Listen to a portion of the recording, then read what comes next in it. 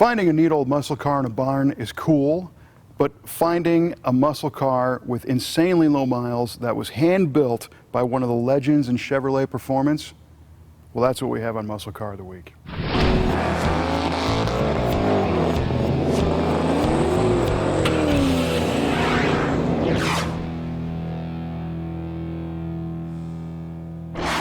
Some muscle cars are really cool because they came with high performance options from the factory, like the Z28 package or the SS Chevelles or things like that.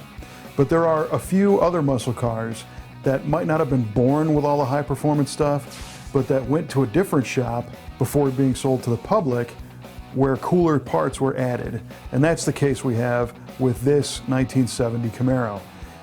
This forest green car was originally built by Chevrolet with a 350 V8 under the hood, which is not really that spectacular for performance.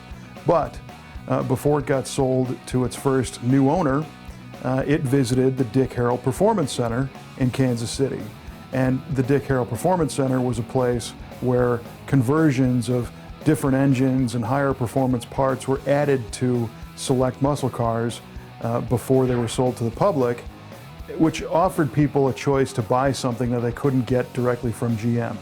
They couldn't buy a 1970 Camaro with a 454, for example, but the Dick Harrell Performance Center was able to make that happen.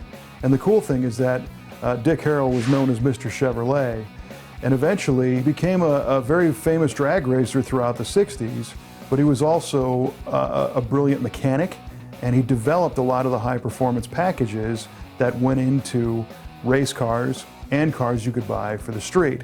And his history is fascinating, and he liked to build lightweight cars with big engines, and he competed and set records in the AHRA and NHRA, and was very well known.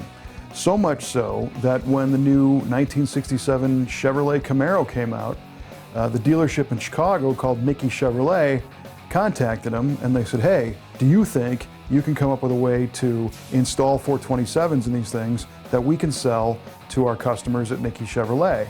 And he did that. He developed that kit, and it's, widely known to be one of the earliest 427 installs in a Camaro was done by Dick Harrell. And he worked with all the big names. He worked with Yanko Chevrolet and also with Fred Gibb.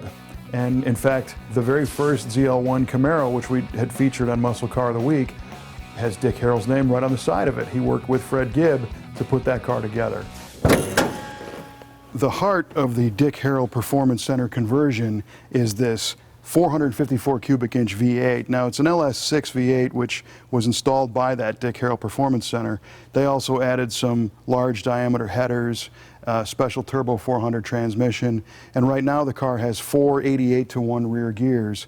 I think the evidence says they're unclear if he put those gears in or if somebody else did, but we do know that this is perhaps the only one left in existence today. Just a truly remarkable special car that still performs like it did before it left racing use back in 1974.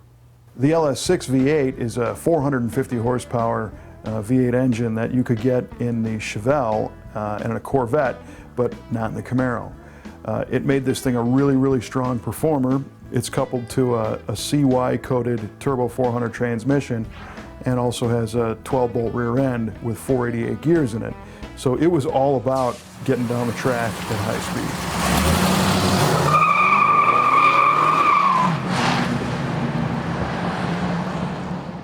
The more I look at this car, the more I like it. And it's kind of funny because some of the kind of dealers' supercars from back in the day had additional stripes or body modifications or things that just didn't really go well with the car. But the look of this thing, I think, is right on.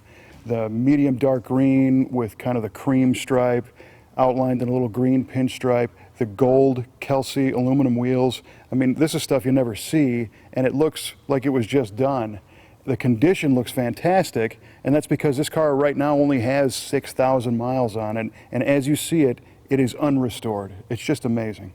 In this case, this is believed to be the only Dick Harrell 1970 Camaro that remains. In our research, we've heard that there were 3 of them built for drag racing use and 3 of them built for the street, and this might have been one of the 3 street cars. We've also heard that there was only 3 altogether. and this is just one of the three. The key to its authenticity is often the documentation. And this car has a lot of documentation to authenticate it as being real. They have the GM Protecto plate, which was the little card that you would take to the dealer when you had work done on the car for warranty purposes. There's an original title application showing the original owner's name, and a whole bunch more paperwork that remains with the car today. So at any rate, the car is super, super rare. It's got an awesome history, not only because it is a Dick Harrell car, but for the fact that it was bought new. It was raced throughout 1971, 2, and 3. And from what we can tell, the owner of the car, who had it in 1974, went to Vietnam and put the car in a barn where it sat for years and years and years and years and years. And when it resurfaced in 2003, it really didn't need much. It just kind of needed a bath and a little bit of a tune-up, because it only has 6,000 miles on it. So another part of this car that makes it so cool is that it is a time capsule. It's all original to what it was when the Dick Harrell Performance Center finished it, all the way down to the Kelsey Hayes stripper gold-colored wheels, the Firestone tires. Everything under the hood is, you know, what it's supposed to have. It had a different hood for a little while, a Pro Stock style hood while it was being raced, but the original hood was kept with the car, and that's back on it now. So it's just a really amazing historical muscle car, and it still happens to run really, really strong.